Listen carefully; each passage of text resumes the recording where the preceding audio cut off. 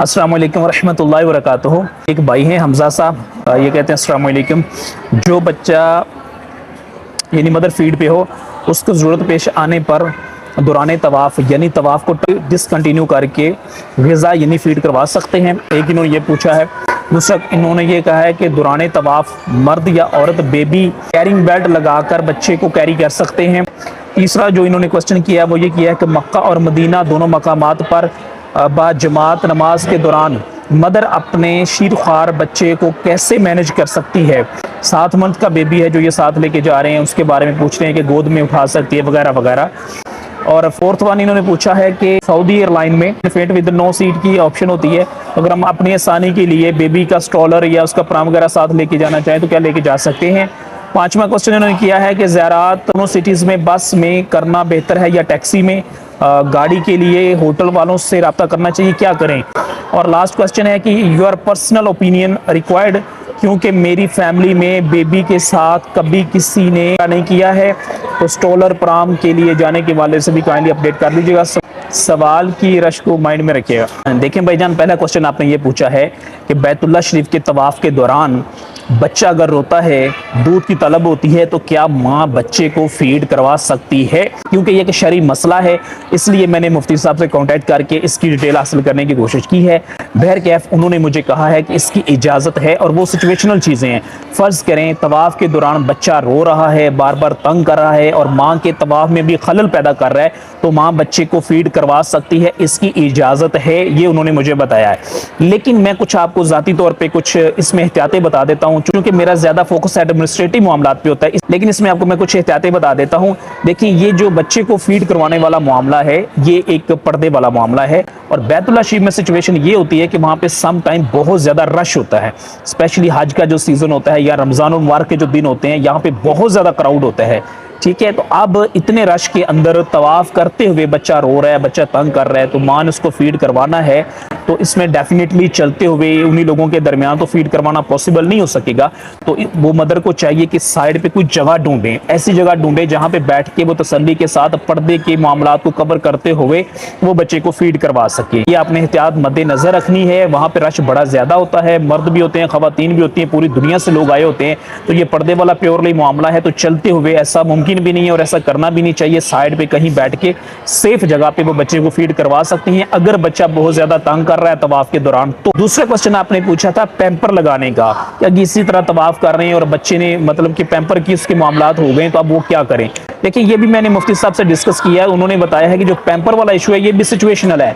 फर्ज करें बच्चे ने तवाफ के दौरान ही पैम्पर कर दिया है और अभी वो रो नहीं रहा, तंग भी नहीं कर रहा और वो कवर्ड है, मतलब पैम्पर के अंदर से कुछ भी ऐसा लिक्विड वगैरह बाहर नहीं निकला, तो फिर तो आप अपना तवाफ बेहतर है मुकम्मल करें, उसके बाद आप बच्चे के मामलात को देखिएगा। लेकिन अगर खुदा न खासा उसके पैम्पर के अंदर से कुछ बाहर निकल रहा है और या हरमशी में मौजूद है या बच्चा रो रहा है, बहुत ज्यादा तंग कर रहा है, अब आपको अपना तवाफ रोक के वहां साइड पे कहीं पे होके उसके मामलात को पहले करना पड़ेगा। लेकिन जाहिर बात है फिर वहां पे वुजू के मामलात भी आएंगे और दीगर बहुत सारे इश्यूज हो सकते हैं। ये भी पर्दे वाला मामला है, खातून है, उन्होंने सेपरेटली बैठ के ही ये मामला करना है। अब हरम शरीफ के अंदर ऐसी कोई जगह नहीं है जहाँ पे कोई खातून बैठ के अपने बच्चे का पैम्पर चेंज कर सके। इसके लिए जाहिर बात है, हो सकता है क्राउडी डेज में, रश के दिनों में आपको मस्जिदुल हराम के उस अहाते से बाहर आना पड़े। अगर आप मताब में तो आपको ऊपर आना पड़ेगा और वहां से आपको बाहर आना पड़ेगा। वहां कोई वॉशरूम भी नहीं है, पानी की भी फैसिलिटी हरम शरीफ के अंदर मौजूद नहीं है। इन बातों की बहरकैफ आपने वहां पे एहतियात करनी होगी, आपका तवाफ वहीं पर रुक जाएगा और ये मामलात है। इसलिए बेहतर ये है कि जो मदर फीड वाला मामला है या पैम्पर वाला इशू है, दोनों मामलात जब आप ईज आउट हो जाए आसानी के साथ, आप ये मामलात 100% आपके इंश्योर, फिर ही आप बैतुल्लाह शरीफ में नीचे जाके तवाफ शुरू करें। दौरान आप कोशिश करें कि इन मामलात की नौबत ना आए, क्योंकि ये बड़ा सेंसिटिव मामला है। बैतुल्लाह शरीफ का तवाफ कर रहे हैं, क्राउड बहुत ज्यादा है, वहां से बाहर निकलना और बिलखसूस खातून का बाहर निकलना, फिर बच्चे को साथ लेके आना, फिर अगर खुदा न खासा वो रो रहा है तो वो भी इससे बड़ी टेंशन, और अगर उसने पैम्पर वाला मामला किया हुआ है तो उसको संभालते हुए बाहर निकलना, इतने रश में सीढ़ियों से ऊपर आना, बाहर आना, वॉशरूम ढूंढना, फिर वॉशरूम वहाँ करीब नहीं है, ठीक है, लेडीज के वॉशरूम भी सेपरेट है, नीचे बेसमेंट में जाना पड़ेगा, तो ये काफी एक तकलीफ दे हो सकता है। इसलिए मैं आपको मशवरा दूंगा, जो खवातीन सुन रही हैं वो भी तवज्जो कीजिएगा कि आपने कोशिश करनी है कि हरम शरीफ में जाने से पहले ये सारे मामलात क्लियर करके जाने हैं। अब देखें जो बच्चे के पैम्पर वाला मामला है वो तो किसी भी वक्त हो सकता है, उसमें तो कोई श्योरिटी नहीं है कि बच्चे ने पैम्पर कब करना है, वो तो किसी भी वक्त कर सकता है, हरम शरीफ के अंदर भी होते हुए भी वो कर सकता है, बाहर भी कर सकता है। उसको अपने अच्छे से पैक करके लेके जाना है और पैम्पर आला क्वालिटी का लेके जाना है, क्योंकि आप मस्जिदुल हराम के अंदर मौजूद है, यहाँ का अदब, यहाँ का एहतराम, यहाँ की तकरीम, उसका आपने बहुत ज्यादा ख्याल रखना है। दूसरा आपने कोशिश करना है जो उसके फीड वाला मामला है वो बाहर ही आपने मैनेज करके जाना, और अगर मुमकिन है और अगर वो फीडर के जरिए वहां पे आपका मामला सॉर्ट आउट हो सकता है तवाफ के दौरान, तो कोशिश करें कि उसको फीडर वगैरह दे के या खुश्क पाउडर वाला दूध, जो भी मामला होता है उसके मुताबिक आप उसको मैनेज करें। और कोशिश ये करनी है कि जो मदर फीड वाला मामला है ये बैतुल्लाह शरीफ का तवाफ करते हुए आपको दरपेश ना आए, इसका इंतजाम आपने पहले से करके जाना है। हर हवाले से आपने इन मामला को अच्छे से देख लेना है।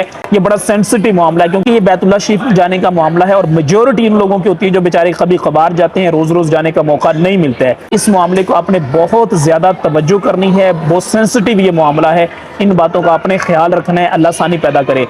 नेक्स्ट क्वेश्चन आपने किया है कि मक्का मुकरमा या मदीना मुनव्वरा में जब बाजमात नमाज हो रही होती है उस वक्त माँ ने बच्चे को कैसे लुक आफ्टर करना है और उसको गोद में उठाना है, या 7 महीने का आपका बच्चा है, तो देखिए कोई बड़ा इशू नहीं है। वहाँ पे बेशुमार खवातीन होंगी जिनके पास बच्चे होंगे, वो नमाजें भी पढ़ती हैं, तवाफ भी करती हैं, बाकी मामलात को भी देखती हैं। मस्जिद नबवी में आप जाएंगे वहाँ पे बेशुमार खवातीन आपको मिलेंगी, उनके पास बच्चे भी होंगे, वो भी अपने मामलात को देखती हैं। तो ये कोई ज़्यादा मुश्किल काम नहीं है, ज़्यादा कोई रॉकेट साइंस नहीं है। और जो माँ होती है ना, माँ होती है जब अल्लाह ताला किसी औरत को माँ बनाता है ना, तो उसके अंदर वो सारी क्वालिटीज भी पैदा फरमा देता है कि जिसके जरिए वो बच्चे को मैनेज कर सके, सिचुएशंस को मैनेज कर सके। बात समझ रहे हैं ना? इसलिए एक माँ को पता होता है कि मैंने अपने बच्चे को कैसे मैनेज करना है। 7 माह का अगर बच्चा बिलफर्ज है, बाजमात आपने नमाज पढ़नी है, तो आप वहाँ देखेंगे बेशुमार खवातीन है जिनके पास इसी एज के बच्चे होंगे, वो सबको मैनेज कर रही होंगी ना। तो ये कोई बड़ा मसला नहीं है, ये आप समझ सकते हैं इजीली कि बच्चे को वहाँ पे कैसे मैनेज करना है। आसानी के साथ उसको नीचे लटाया जा सकता है, उसके लिए कुछ ऐसे पैम वगैरह मिल सकते हैं, या कोई भी चीज़ें जो आप बेहतर समझते हैं उनके लिए आप वहाँ पे लेके जा सकते हैं, ट्रॉली वगैरह, प्राम वगैरह कुछ भी। तो बच्चे के लिए आप कोई भी चीज़ वहाँ पे सॉफ्ट लेके चले जाएं, वहाँ पे उसको बिछा दें, उसके ऊपर बच्चे को लिटा दें, या कोई प्राम वगैरह जो भी आपके लीजिए। तो बच्चे को मैनेज करने के लिए बेहतरीन हल एक ये भी हो सकता है कि वहाँ पे आप कोई सॉफ्ट चीज़ नीचे बिछा दें, उसके ऊपर बच्चे को लिटा दें अपने साथ ही, इसमें कोई हरज नहीं है, आसानी के साथ आप नमाज पढ़ सकते हैं। यहाँ पे भी तो माएँ नमाजें पढ़ती हैं ना 7 माह के बच्चे के साथ, जैसे यहाँ मैनेज करती हैं वैसे ही वहाँ पे मैनेज करना है। वहाँ पे कुछ सिचुएशन डिफरेंट नहीं होनी है, नमाज अदा करने का तरीका भी वही है और नमाज भी उतनी ही बड़ी होनी है। मगरिब की अगर नमाज है बिलफर्ज तो उसमें 3 ही फर्ज होने हैं, जोहर की है तो उसमें 4 फर्ज होने हैं, ठीक है। नमाज जो है वो उतनी ही रखतों की है और उतना ही टाइम लगता है। जैसे माएँ यहाँ पे मैनेज करती वैसे ही वहाँ पे मैनेज करें, बट वहाँ पे जो ज्यादा एहतियात वाली चीज वो ये है कि चूंकि वॉशरूम दूर है, फिर नीचे बेसमेंट में है, 3-3 4-4 बेसमेंट है नीचे, वहाँ जाना रशी है, टाइम लग सकता है। इसलिए आपने कोशिश यही करनी है कि उनके पैम्पर्स वाले मामला, तो उनके फीड वाले मामला जो भी हैं वो पहले से आपके क्लियर होने चाहिए। वहाँ मस्जिद नबवी शरीफ के अंदर जाके आपको इन मुसीबतों में नहीं पड़ना चाहिए कि बच्चे का पैम्पर चेंज करना है। ये टाइम टेकिंग भी होते हैं, आपको भी डिस्टर्ब करते हैं और आपकी इबादत में भी बहुत ज्यादा खलल डालते हैं। आपको समझ ही नहीं फिर आती कि हमने यहाँ पे करना क्या था, या हम कर क्या रहे थे, या हम किस मकसद के लिए यहाँ पे आगे बैठे हुए हैं। इसलिए इन बातों का आपने वहाँ पे बहुत ज्यादा एहतियात करनी है। मदर के लिए बच्चे को वहाँ पे पैम्पर्स वाले और ये मामलात को मैनेज करना आई थिंक सो ज्यादा मुश्किल इसलिए नहीं है क्योंकि उनका रूटीन वर्क होता है, उनको पता होता है हमने इसको कैसे मैनेज करना है। नेक्स्ट क्वेश्चन आपने ये किया था कि सऊदी एयरलाइन में आप प्राम लेके जा सकते हैं, तो भाई वहाँ पे लोग व्हील चेयर भी लेके जाते हैं, प्राम भी लेके जाते हैं, उसमें बाज़ाहिर मुझे कोई हरज नजर नहीं आ रहा, और बेशुमार लोग प्राम लेके जाते हैं, आप भी जा सकते हैं, उसमें कोई हरज नहीं है। प्राम का साइज क्या है, उसका वेट कितना है, ये सारे मामलात आपने अपने ट्रैवल एजेंट के जरिए पहले सारे कंफर्म कर लेने हैं। तो पूछने के भाई ये प्राम है, ये उसका साइज है, मैं साथ लेके जाना चाहता हूँ, और प्राम लाजमी लेके जाए, मैं आपको सजेस्ट भी करूंगा, क्योंकि सिर्फ मस्जिद नबवी शरीफ में आपको प्राम की जरूरत नहीं पड़ेगी, सिर्फ मस्जिद हराम जाते हुए आपको प्राम की जरूरत नहीं पड़ेगी, वहां पे हर जगह आपको प्राम की जरूरत पड़ेगी। आप जब ज़ियारत पे जाएंगे वहां पे भी आपको प्राम की जरूरत पड़ेगी, इसलिए प्राम आपके पास होना चाहिए। और प्राम जो है ये बड़ा एक सहूलत होती है, आपके लिए आसानी हो जाती है। प्राम में ना सिर्फ आप बच्चे को लिटा सकते हैं बल्कि आपने छोटा मोटा सामान भी उसमें रख सकते हैं। पिछले दिनों मैंने इस पे स्पेशली एक वीडियो भी शूट की थी, आप खाली वो भी देख लीजिएगा, उसका थंबनेल मैं यहाँ पे शो भी कर देता हूँ। इसलिए प्राम तो मैं खुद आपको सजेस्ट करूंगा भाई आप लाजमी लेके जाएं, प्राम हर जगह पे आपके साथ होना चाहिए। छोटे छोटे अगर बच्चे हैं बड़ा ईज आउट बंदा हो जाता है, कोई टेंशन आपको नहीं होती है। अब आपका प्राम जो है उसका साइज कितना होना चाहिए, उसका वेट कितना है, वो आपके वजन में इंक्लूड होगा या नहीं होगा, मौजूदा पॉलिसी क्या है सऊदी एयरलाइन की, ये मुझे मालूम नहीं है, ये आपको पता चलेगा जिस ट्रैवल एजेंट के जरिए आप जा रहे हैं उसको कांटेक्ट करें, उसको कॉल करें, उसको बताएं इस तरह भाई हमारा छोटा सा बच्चा है तो हमने प्राम साथ लेके जाना है, तो काइंडली हमें बताएं कि इसका वजन इतना है या इसका साइज वगैरह है, उसके अकॉर्डिंग सारी सिचुएशन को कैसे मैनेज करना है। बहरहाल आप प्राम लेके जा सकते हैं और मैं आपको मशवरा दूंगा कि आप लाजमी लेके जाइएगा इंशाअल्लाह ताला। वहां पे जब आप जाएंगे तो आपको ये बात मेरी याद आएगी कि प्राम का कितना ज्यादा फायदा है और मैं बार बार आपको क्यों रिकमेंड कर रहा था कि आप प्राम साथ लेके जाएं। नेक्स्ट क्वेश्चन आपका ये था कि मक्का मुकर्रमा और मदीना मुनव्वरा बोथ सिटीज में जो आपने ज़ियारात पे जाना है, मकामात मुक़द्दसा पे जाना है, तो इसके लिए आपके लिए ज्यादा सहूलत किस में है कि आप मिलके एक बस करवा दें, टैक्सी करवा लें। कहां से बस मिलेगी, कहां से टैक्सी मिलेगी? तो मेरे भाई इसमें ज्यादा इजी वे यही है कि आप इसमें एक टैक्सी करवा लें। और टैक्सी करवाने का तरीका ये है कि आप 2, 4, 5 लोग मिलके करवा लें।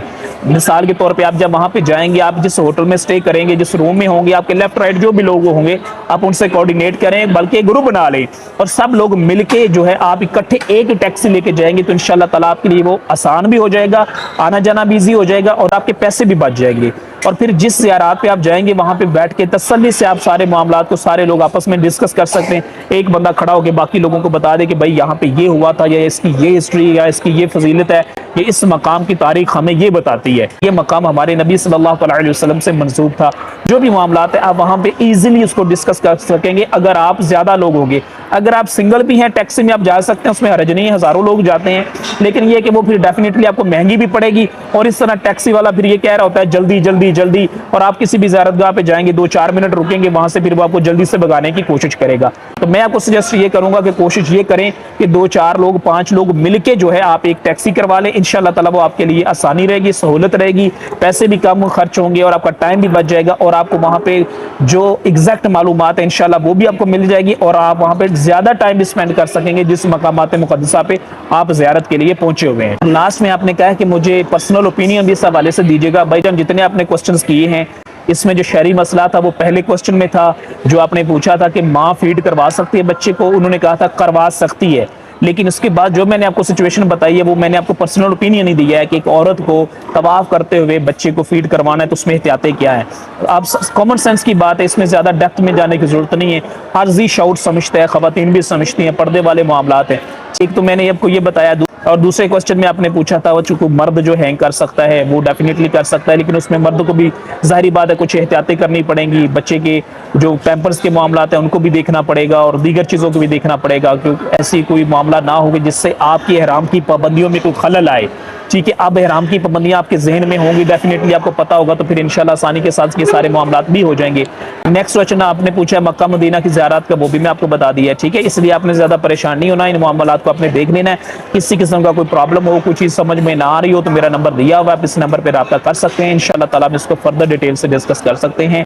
आप जाएँ, आसानी के साथ जाएँ, मकातुल्लाह शरीफ का तवाफ करें, रोज़ा रसूल सल्लल्लाहु अलैहि वसल्लम पे जब आपकी हाजिरी हो मेरा सलाम भी अर्ज़ कीजिएगा। दोनों मकामात पे दुआ में ज़रूर याद रखिएगा और अल्लाह ताला से दुआ भी कीजिएगा अल्लाह ताला ये खुशबख्ती का वक्त हमें भी दिखाए, हमें भी ये सादत नसीब फरमाए, हमें भी बार बार बैतुल्लाह शरीफ जाने की सादत नसीब फरमाए, रोज़ा रसूल सल्लल्लाहु अलैहि वसल्लम पे हाज़िरों के दुरूद व सलाम पढ़ने का हमें भी मौका अता फरमाए।